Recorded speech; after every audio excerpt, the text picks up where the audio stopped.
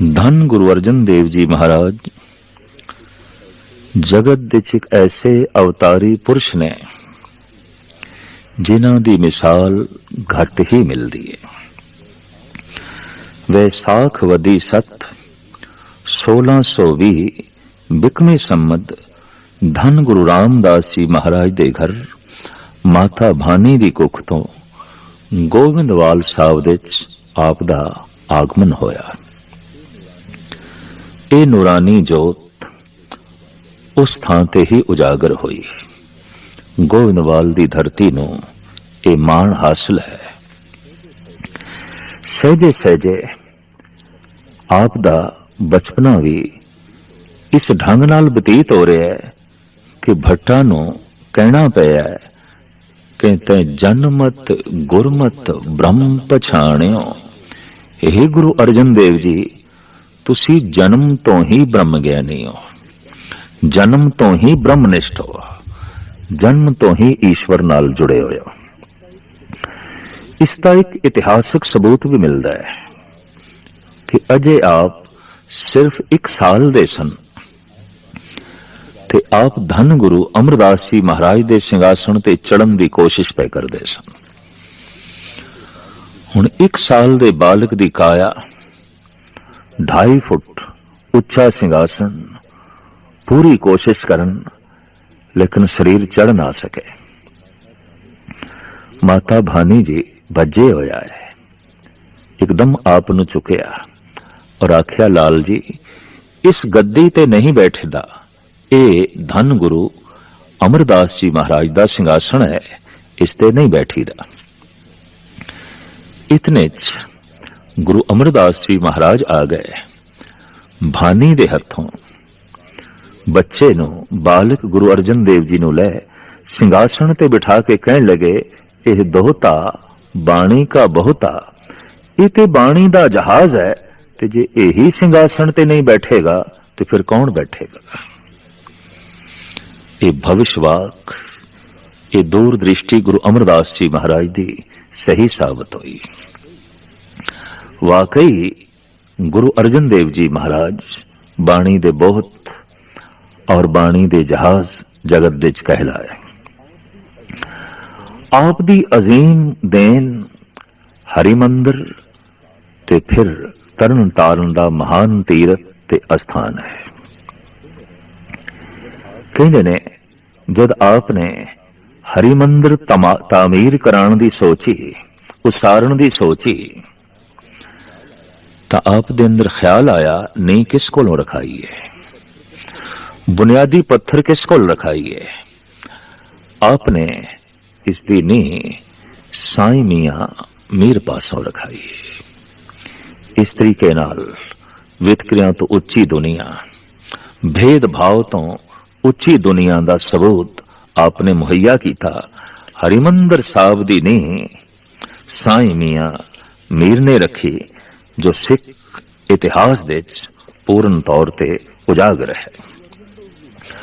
गुरु अर्जन देव जी महाराज दी होर अजीम देन धन गुरु ग्रंथ साहब जी महाराज दी संपादना। गुरु ग्रंथ साहब जी महाराज पोथियां दे रूप दे सन। कुछ पोथियां बाबा मोहन जी पास सन।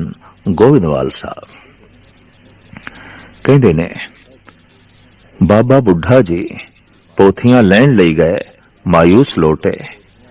भाई गुरदास जी पोथियां लैन लई गए, मोहन जी ने नहीं दितियां। ता नंगी पैरी धन गुरु अर्जन देव जी महाराज आप चल के गए।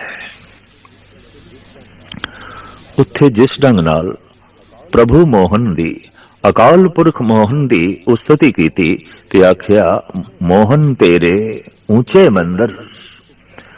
प्रभु दी इस उपमा नु मिठी आवाज, मिठी धुनी दे राही जद सुनिया, समाधि च बैठे मोहन जी दी अख खुली। आप थल्ले आए। चौबारा मोहन जी दा अज भी एक सुंदर यादगार दी तरह बने हुआ है। आपने गुरु अर्जन देव जी महाराज नु अंदर बिठाया, पोथियां हवाले कीतियां, लेकिन कुछ बचन भी कहे जो कवि संतोख सिंह जी महाराज ने इंज लिखे ने। प्रथम हमारी वस्त लई पित पासते, कुल भनयन की होती जो गुरता जासते। पहले ते तुसी साडे पिता गुरु अमरदास जी महाराज दे पासों ये सिंहासन प्राप्त कर लिया। थोड़े पिता ने प्राप्त कर लिया। वस्तु साडी सी, तुसी खो ली। वस्तु ते भलियां दे कोल सी, सोडियां ने खो ली। प्रथम हमारी वस्त लई पित पासते, कुल भनयन की होती जो गुरता जासते। लाज न धारो आप अबै चल आयो, सब गुरुअन के शब्द लैन हित धायो। ते हुण थानू शर्म नहीं आउंदी, गद्दी ते चली गई साडे कोलों, हुण पोथियां लैन लई आ गए।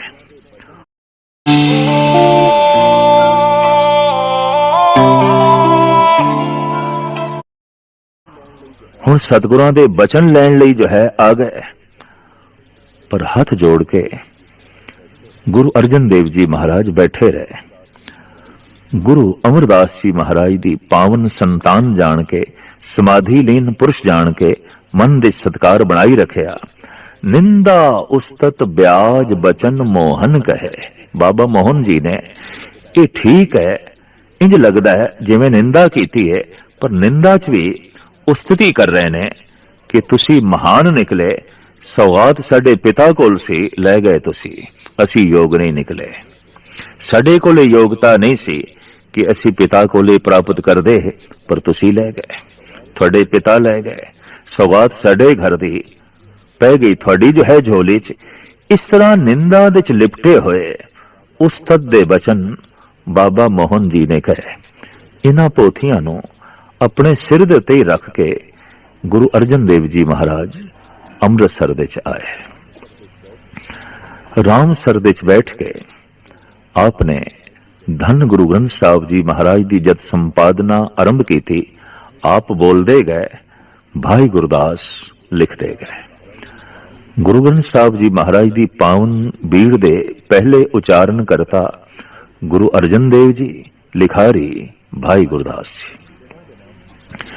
कहने जिन्हां दिनां गुरु ग्रंथ साहब जी महाराज दी संपादना हो रही सी, दूर दूर तो भगत आप जी पास आए, क्योंकि देश दे ये आम चर्चित हो गई सी गल कि सिरमौर भगत, महान भगत जो इस देश दे होए ने, जिन्हां दे बचन गुरु नानक देव जी महाराज ने इकट्ठे कीते सन पहले पातशाह जी ने, उन्हां नूं उस महान ग्रंथ दे दर्ज कर रहे ने गुरु नानक दी पंजवीं आत्मा धन गुरु अर्जन देव जी महाराज।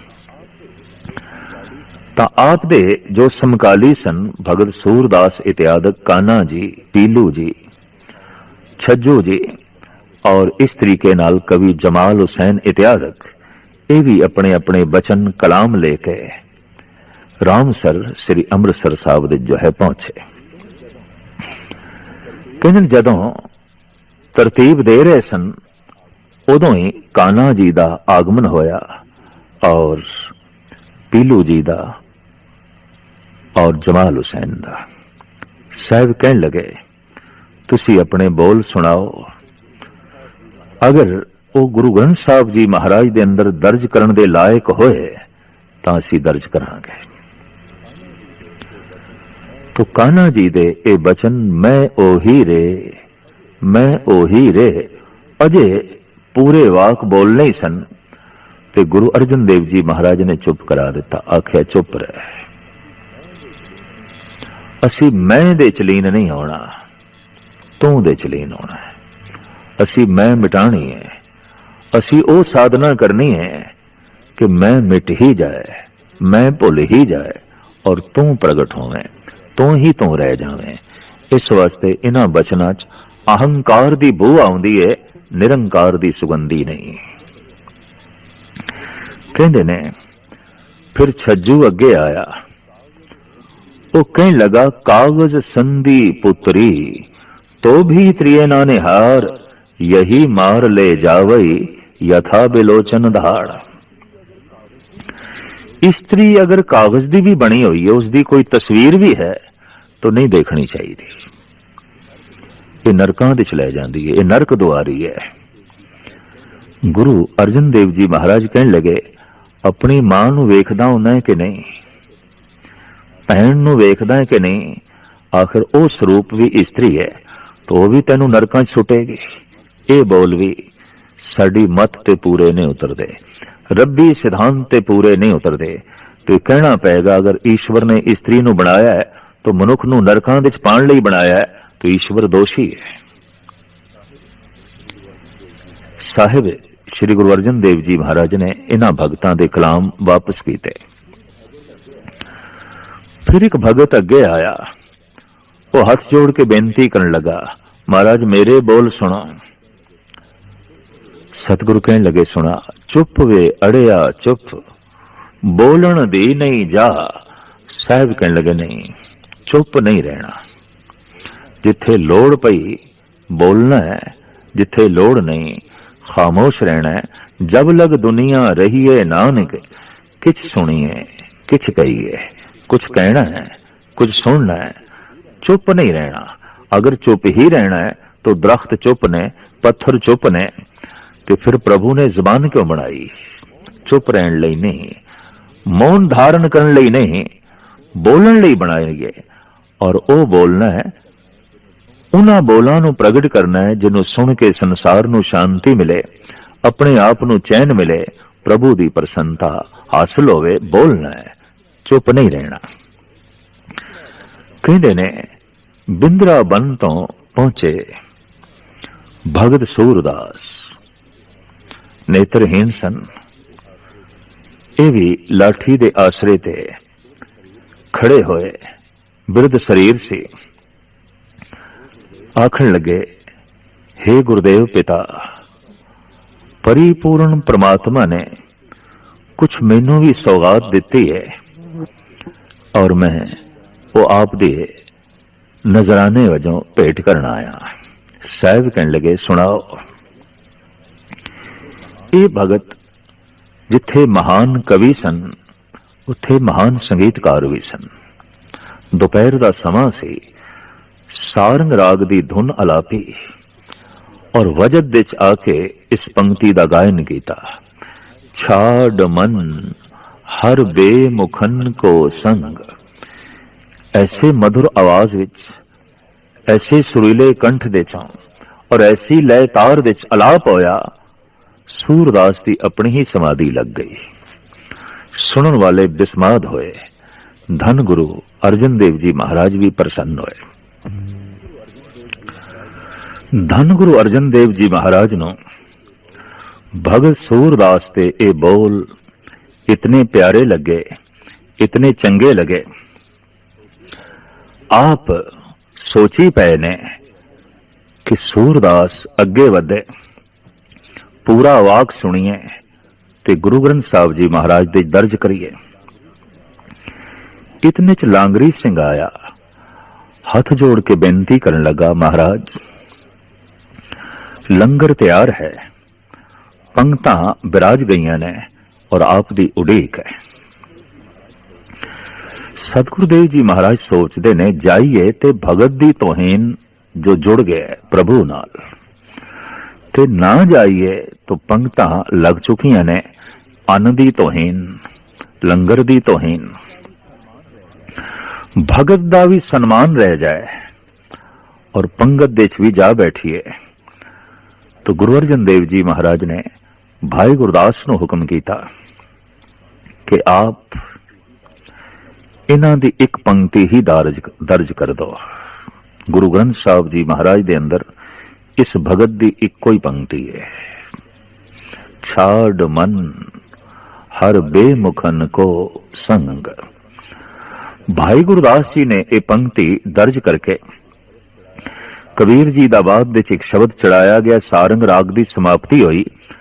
तो भाई गुरदास जी कहने लगे, महाराज जगत नूं किस तरह पता चलेगा, संगतां नूं ये बोध किस तरह हासिल होवेगा कि ये पंक्ति भगत सूरदास जी दी है।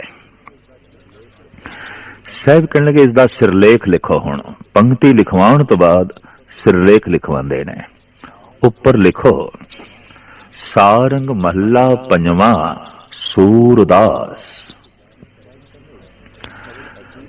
साहब कहते शब्द असी उचारण करते हैं और शब्द सूरदास नूं भेंट करते हैं, उसके नाम ते उचारण करते हैं ताकि उसका नाम गुरु ग्रंथ साहब जी महाराज दे दर्ज हो जाए। गुरु अर्जन देव जी की सोच ने सूरदास नूं अमर करने का जज्बा। शब्द गुरु अर्जन देव जी महाराज का है, लेकिन उस विच नानक शब्द नहीं है, सूरदास है। सूरदास की उपर एक पंक्ति है, ये जगत नूं पता चले कि एक पंक्ति सूरदास की है। थल्ले दा शब्द गुरु अर्जन देव जी महाराज ने सूरदास नूं भेंट कीता है, तो सिरलेख ये लिखवाया, सारंग मल्ला पंजवा सूरदास। थल्ले जो पावन वाक है इंज है, हर के संग बसे हर लोक, तन मन अर्प सरबस सब अर्प्यो, आनंद सहज धुन जोक। श्याम सुंदर तज आन जो चाहत, ज्यों कुसटी तन जोक, सूरदास मन प्रभ हथ लीनो, दीनो एहो परलोक।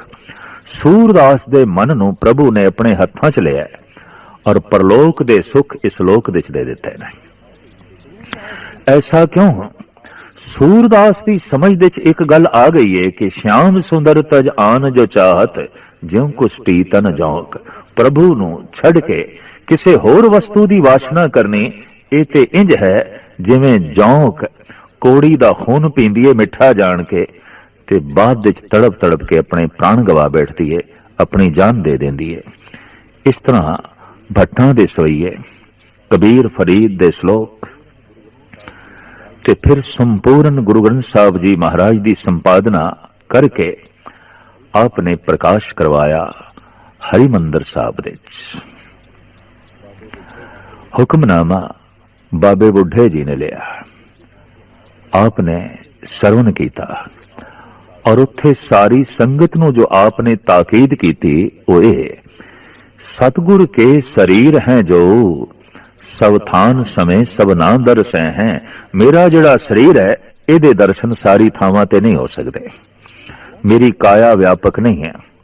ग्रंथ हृदा गुरु को एहो जानो, उत्तम है सब काल रहे हैं। गुरु दा हिरदा, गुरु दी आत्मा, गुरु ग्रंथ नूं जानना, ये हर वक्त मौजूद ने और हर थां ते मौजूद ने।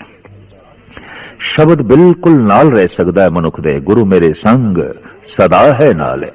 तो आप कहते हैं मेरे स्वरूप ते याते है दीरग, साहिब जान अदायब कह। मेरे तो वड्डा करके जानना, क्योंकि मैं आप उपासक हाँ, मैं आप शब्द गुरु नूं मत्था टेकदा। ये प्रभु दे बोल ने, परमात्मा दे बोल ने, नाजुल होए ने, उतरे ने।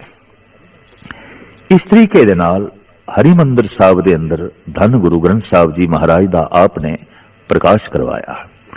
पृथ्वी चंद मन दे अपनी ईरखा वधाई जा रहा सी। कहंदे ने चारों पासे मसंदा दी आमद भी रोक दिती, संगतां दी आमद भी उसने जबरन रोकी, और इस तो इलावा सुली खान नूं भी उकसाया है। हालात ऐसे भी बने कि लंगर एक दिन बिल्कुल मस्ताना हो गया और कर्मों जो पृथ्वी चंद दी बोटी सी कहने लगी कोई गल नहीं है ते बे औलादा गुरु अर्जन, ये सारी संपत्ति साडी है, ये सारा धन मान प्रतिष्ठा साडी है, ये है ते बे औलादा। कहने ने ए बोल जगत माता गंगा नूं चुभे, जो आप दी सुपत्नी सी गुरु अर्जन देव जी महाराज थी। इस तरह दे बोल। फिर पृथ्वी चंद दा ए ईर्षालु सुभाव कहंदे ने मसंदा दे राही धन लुट लिया, अन्न लुट लिया, वस्त्र लुट ले, साजो सामग्री लुट लई और चारों पासे पैरा बिठवा दिता, कोई पहुंचे ना। हालात ऐसे बने अज दोपहर दा लंगर तैयार ही नहीं होया। जगत माता गंगा आप दी सुपत्नी ने सोचा गुरुदेव लई ते कुछ भोजन तैयार करा, तो आपने घर टटोलिया, देखिया एक मिट्टी के भांडे विच थोड़ा जिहा बेसन पिया सी। आपने उसके 2 प्रशादे तैयार किए, सतगुरां दे अगों रखे ते अगों रखदियां सार रो पईयां ज़ारो ज़ार। गुरु अर्जन देव जी महाराज ने उत्थे बोल उच्चारण कीते ने, रूखो भोजन भूम सैन सखी प्रे संग सुख बिहात। ऐ सखी, रुखा भोजन है, धरती ते सोना है, पर तू रो ना। पृथ्वी चंद अन्न लुट के ले गया है, धन लुट के ले गया है, वस्त्र लुट के ले गया है, पर इन्हां नियामतां दे देण वाला जो दाता है वो ते मेरे हिरदे च बैठा है, उसनों लुट के ते नहीं ले गया।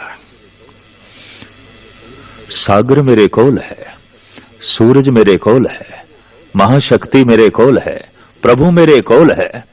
उन्हें जमीन दे उत्ते ही आनंद बना दिता है, और उसने रुखे भोजन दे च भी स्वाद बना दिता है, रस बना दिता है। इस तरह सबर शांति दे नमूने धन गुरु अर्जन देव जी महाराज कहते ने, राज सता आप तो परेशान सी। उस दे कुछ कारण, जिथे देश दे कोने कोने तो संगतां आप दे दर्शनां लई आउंदियां सन, उत्थे मुस्लिम पीर फकीर भी आप दी चरण छो प्राप्त करन लई आप दे आले दुआले परिक्रमा करदे सन। साईं मियां मीर भी आप दे मुरीदां दे चों एक मुरीद सी। जमाल हुसैन भी आप दे सिखां दे चों एक सिख सी।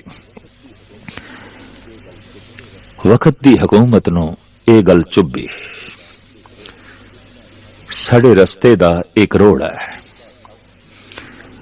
और इसदा सत, इसदी तपस्या, इसदा ज्ञान इतना उजागर हो रहा है, ये सारे देश नूं प्रभावित कर रहे हैं। साडी सता लई किधरे खतरा ना हो जाए। दूसरे पासे सुली खान दे कन भरदा रहा पृथ्वी चंद, मौलवी कन भरदे रहे जहांगीर दे। सुलही खां अपने पूरे लाओ लश्कर समेत अमृतसर ते हमला आवर होया। साहिब गुरु अर्जन देव जी महाराज ने संगतां नूं एकत्रित कीता और पतवंते सजना दी राय लेनी चाहिए। पहला मता यह पकाया गया, प्रथमे मता जे पत्तरी चलाओ। ये शब्द गुरु ग्रंथ साहब जी महाराज दे दर्ज है। चिट्ठी भेजो, पातशाह ने कहा नहीं। द्वितीय मता दो मानक पुछाओ, 2 बंदे भेजिए, ओ सुली खान नूं समझान। साहब कहने लगे नहीं। तृतीय मता किछ करो उपाया, फिर महाराज असी खुद लड़ाई लई तैयार होइए। शस्त्र तैयार करिए, बस्तर तैयार करिए, खुद लड़िए। नहीं, इस मते नूं भी सतगुरां ने रद्द कर दिता। तृतीय मता किछ करो उपाया, मैं सब किछ छोड़ प्रभ तू ही दे आया। हे ईश्वर, बस तू ही मददगार है, मैं सब कुछ तेरे हवाले कीता है। रस्ते विच घोड़ा ऐसा मछरिया, लगाम टुटी और एक घोड़ा भज पिया। बस तू ही मददगार है, मैं सब कुछ तेरे हवाले कीता है। रस्ते विच घोड़ा ऐसा मछरिया, लगाम टुटी और एक घोड़ा भज पिया भट्ठे दी तरफ, जिथे अग लगी हुई सी, इट्टां पक रहीआं सन। उसे भट्ठे च एक घोड़ा गिर गया और सुलही खां गिर गया। इस तरह वो जिंदा ही जल के खाक हो गया। अमृतसर नूं खाक करदियां करदियां खुद ही खाक हो गया, खुद ही मिट्टी हो गया। सता दा मुखी जहांगीर, उसने गुरु अर्जन देव जी महाराज नूं सद्दा भेजिया और आख्या, इस्लाम संबंधी गुरु ग्रंथ साहब जी महाराज दे कुछ वाक ने, इन्हां नूं कढ दिओ। तां पहले आपने भाई गुरदास जी नूं भेजिया और जिस दिन हुक्मनामा लिया गया गुरु ग्रंथ साहब जी महाराज दा, जो जहांगीर ने सुनिया, वो तो यह सी, अवल अल्लाह नूर उपाया कुदरत के सब बंदे। इन्हां बचनां नूं सुन के जहांगीर चाहे प्रभावित होया है, लेकिन राजनीतिक सी, सत दा इतना प्रताप वधदे होया वेख के उसनू उखियाई सी मुर्तजा खान दे हवाले गुरु अर्जन देव जी महाराज नू कर दिता। हवेली दे गुरु अर्जन देव जी महाराज नू बंद कर दिता गया और खुलियां सजावां देण दी छूट दे दी गई। चंदू ने भी अपने अंदर जो बदले की भावना सी उसनू उजागर किया, क्योंकि धन गुरु अर्जन देव जी महाराज ने चंदू की लड़की का रिश्ता गुरु हरगोबिंद साहब जी महाराज लई लैण तो इनकार कर दिता सी। इस तरह पहले आप नू तत्ती तवी ते बिठाया गया, फिर ओवल दी देग दे उबालिया गया, फिर जिस्मां दे ये जिहड़े छाले ने इन्हां दे उत्ते ठंडा पानी पाण लई रावी दे खड़े करन दा सोचिया ही गया। साईं मियां मीर दी आमद हुई, आपने ये हालत वेखी, रो पे। उस वक्त साहब कहने लगे, सुन कहा सतगुर ने मियां छोड़ो प्रीति चाम से, क्या हुआ तन तप गया मन शांत है हरि नाम से। आप रावी दे कंडे ते पहुंचे, गहरे पानी दे आप नू लै गए। दोखियां दा ते ख्याल सी कि जले हुए पिंडे नाल जैसे ठंडा पानी छुएगा तड़पना ज्यादा होगी, तकलीफ ज्यादा होगी, पर उत्थे भी हथ जोड़ के जो साहिब कहंदे ने, सेवक की ओढ़क निभही प्रीत, जीवत साहिब सेवियो अपना, चलते राख्यो चीत। हे प्रभु लख लख तेरा शुक्र है, जन्म तो लेके अंत तक तेरी प्रीति निभ गई, तेरी रजा दे च रहे, तेरे भाने च रहे। आ गया मैं सूख, आ गया मैं भूख, सोई कर सूखा, सोग हरख नहीं जान्यो, जो जो हुक्म भयो साहिब का, सो माथे ले मान्यो।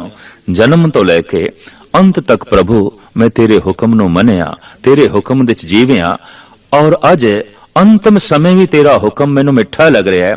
इस वास्ते लख लख तेरा धन्यवाद शुकराना।